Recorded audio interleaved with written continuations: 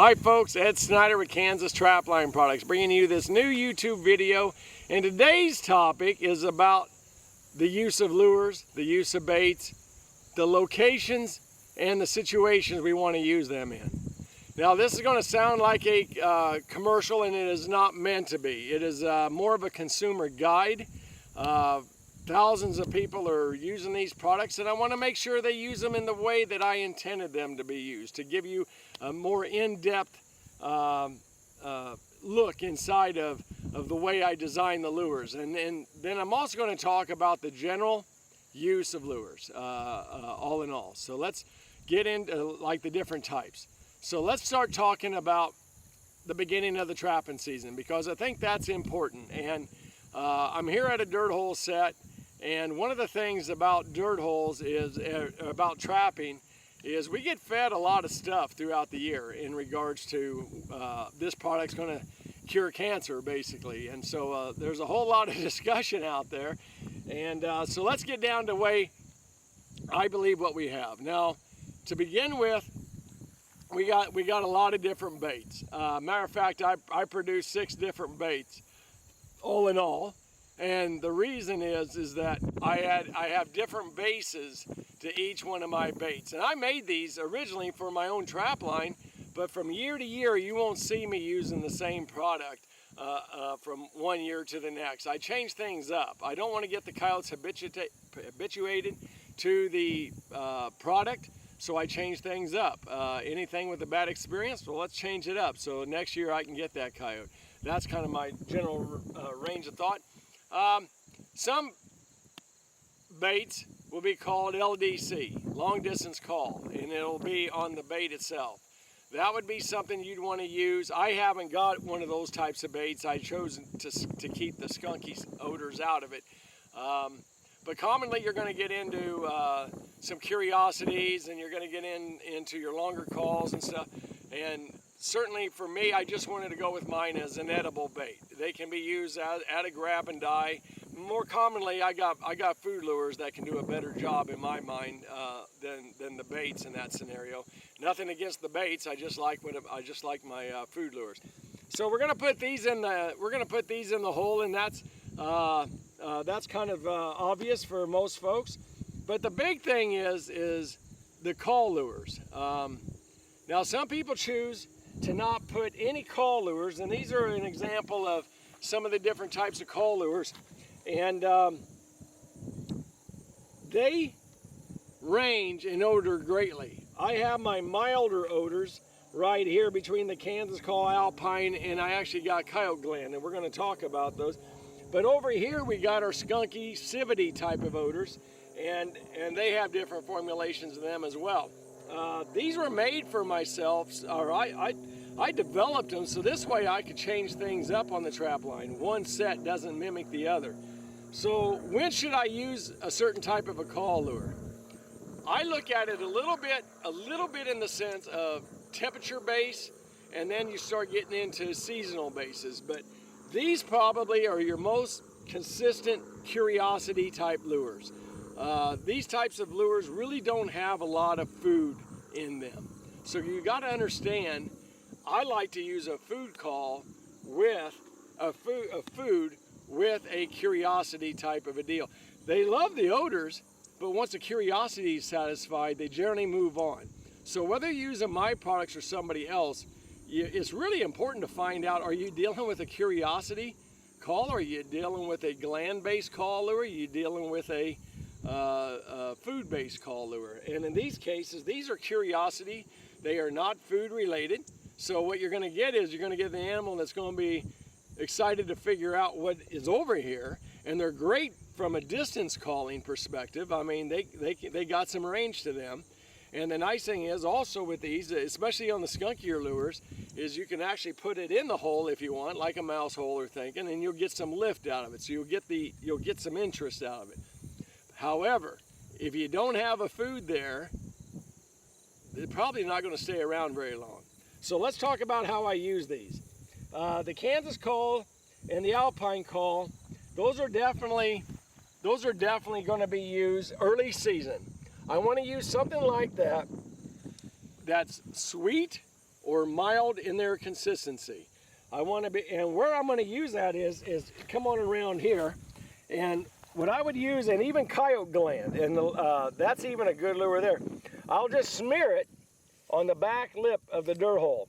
I want to, even if I have some grass here, I might even catch some of the grass. Those are lures that are very kind to the trapper. So you want to use those milder type of call lures at that location. Now then, we start to get ourselves into cold weather.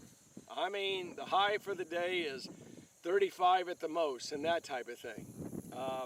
Every area is a little different, and you get a little more forgiving, but my main concern is what is the temperatures about sundown. That's when coyotes start to get most active, right? About an hour before sundown or in that ballpark, and then all of a sudden it picks up. So now we're moving up, and we have 35 at the highest at that time. I want to use a skunky call lure. I want to use a civety call lure or a skunky minky call lure. It's whatever, you know, they're different formulations just to change things up, but nonetheless, I got two places I want to use this. The first one, and let's come back around here. Remember, I was using the milder call lures on the back lip of my dirt hole. What I want to do now with the skunkier lures, I want to put it down here. I want to put it right here near the base of the hole and smear that in that area. Now I got a reason behind that, because these skunkier call lures have a tendency where the animals are going to want to roll in it. It's just the nature of it. When it gets cold, you have less issues over that. But what you can do with that, and to counter that, we want to bring them across the traps before they can get into it. So those are some of my thoughts on that one. And we're going to use another location to discuss other ways to use call lures. But right here, those are my methods for you to consider when you're using call lures. They have the skunkier and the civety type odors, they have a good lift to them, whereas the milder call lures are great early season. Now, I get a lot of guys, and this is off topic of my own products, but I get a lot of guys who want to go out and they're doing animal damage control, and they're in the summertime and that type of thing. I can tell you that I probably do less dirt holes during that time of year if I ever have an animal damage job, simply because it's really more of a pup set and stuff. Now, I'm not saying that pups can't be caught in them in the summertime, because you can. I just think that if the bitch pulls the pup, they have the opportunity sometimes to pull the pups off of these types of sets and things like that. I wouldn't go out with these types of products in that scenario.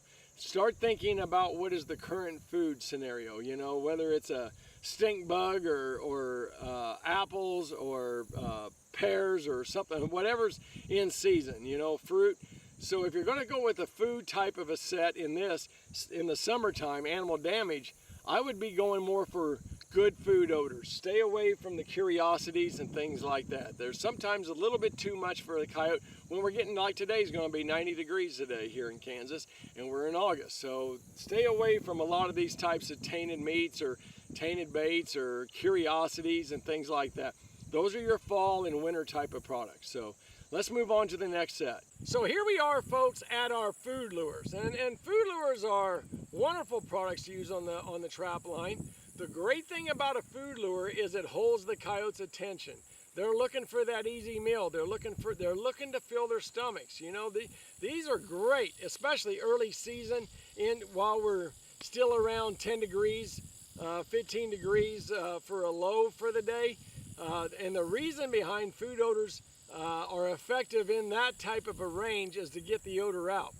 They're generally milder odors. They're commonly used in like 1080 type of products, the cyanide guns. And we have a lot of different ways that we can dispense the odor, and that's part of the game in this type of trapping. We can use products such as a T-bone type of a set, which offers a visual side to it. Put a little wool or put it inside of the bone and put a little bit on top to help get that odor out to them. Using our grab and dye type of sets, our staked wool, our scented egg, all of those types of things are visual, and they also can help emit the odor out there. So you give them something visual to see, you turn right around, also have a good odor to help draw them in to where they want to bite and pull. That's the whole design of this set, that they spend more time at the set trying to get this and to go somewhere where they feel safe. They're not a dog. They don't just sit there and just eat and eat out of a bowl. They have a tendency to want to lick, sniff, lick, bite, and get the heck out of there to go wherever they feel safe at.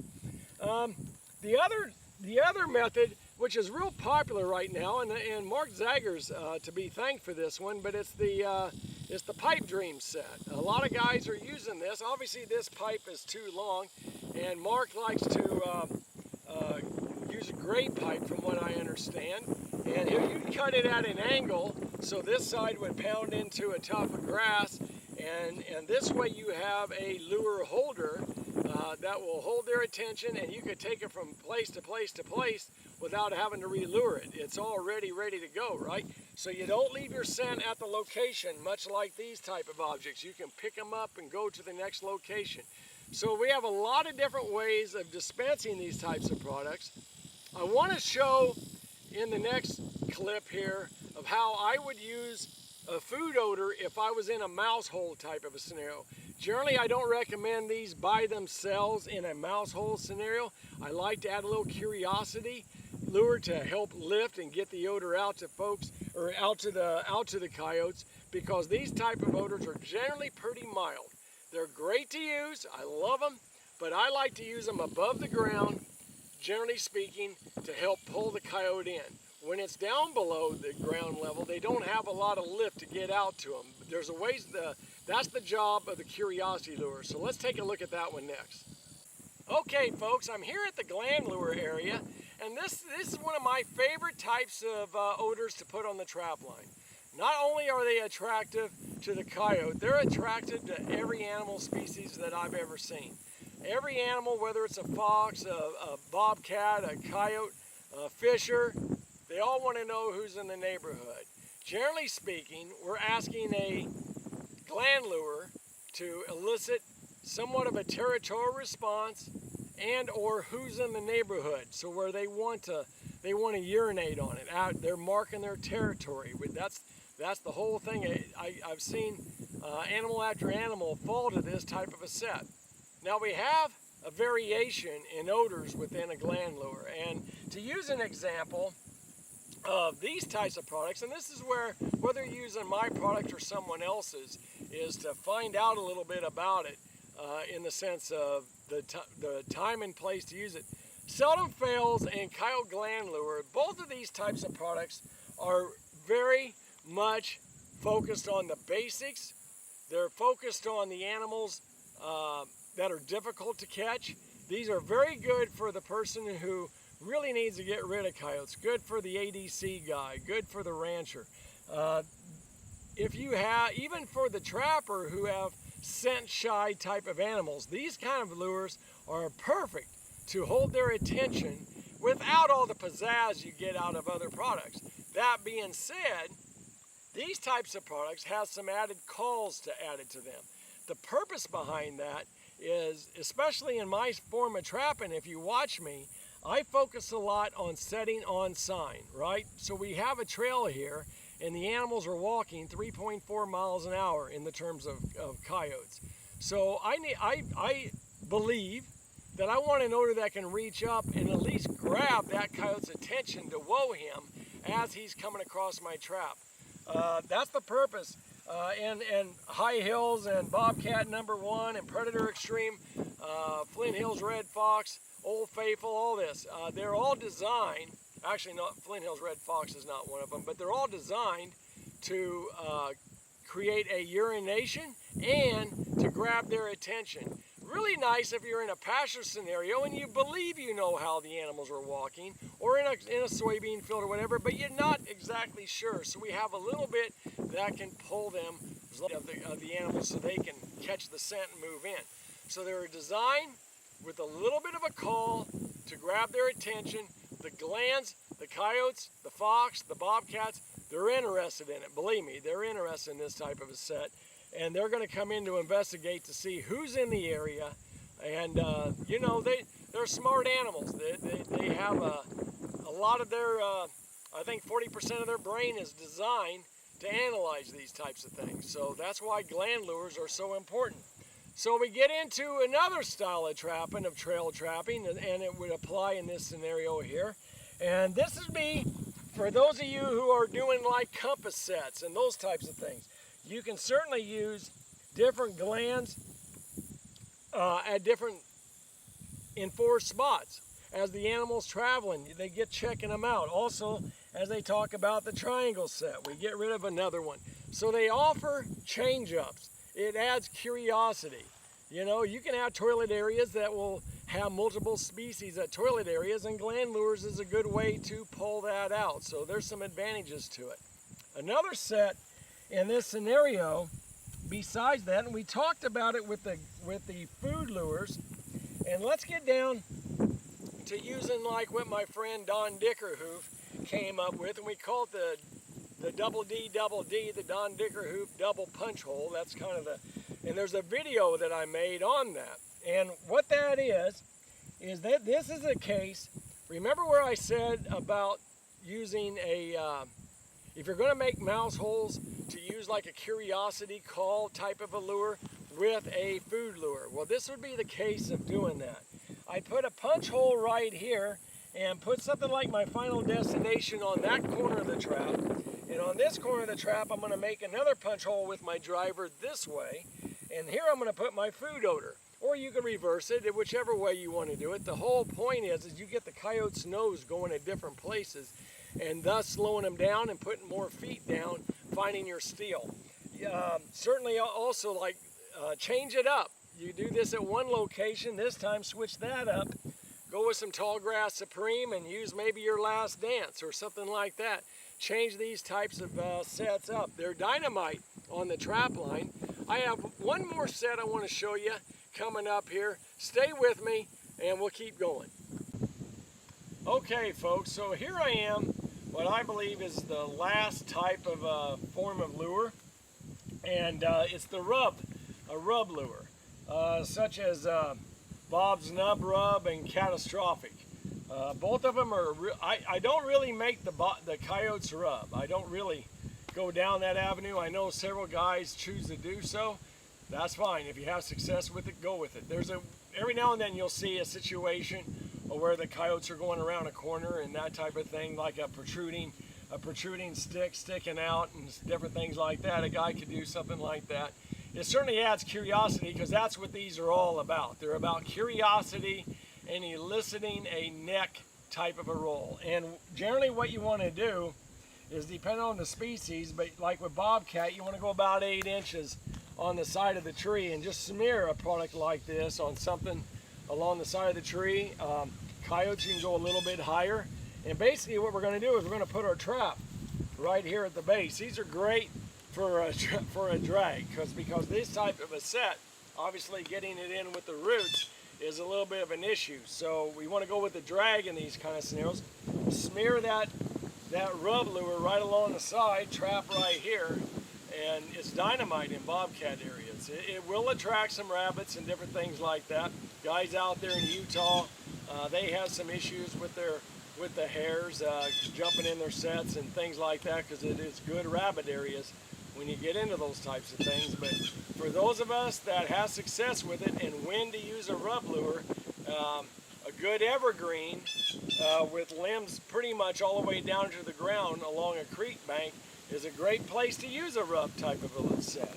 Again, you're going to find a spot to bed your trap along a tree. You're going to smear that about 8 inches on the cat, get their attention. As they neck into it, they step right in. So this is the last type of thing. These could also be used as curiosities on your dirt holes and things like that, but they're made to create a rub response with the animals. So I hope you guys enjoyed this video. If you have any questions, email me. I'll be glad to answer any questions about stuff. Whether or not you use my products or another of my competitors, find out what type they are. Find out the best way that they would use that type of lure. Having that conversation with the lure maker, I mean, it's their product. They ought to be able to, if it's not in the product description, then ask them about it, you know. So I think most folks do. But we got our food call. We have just a call lure, which is our curiosities and that types of things. We have our gland lures, we have our rub lures, and we have baits. So they all have a different purpose on the trap line, and changing them up catches the coyotes off guard. It's a new scent in town. So anyway, I hope this helps. Thanks for watching, folks, and please share and please subscribe. I'd appreciate it.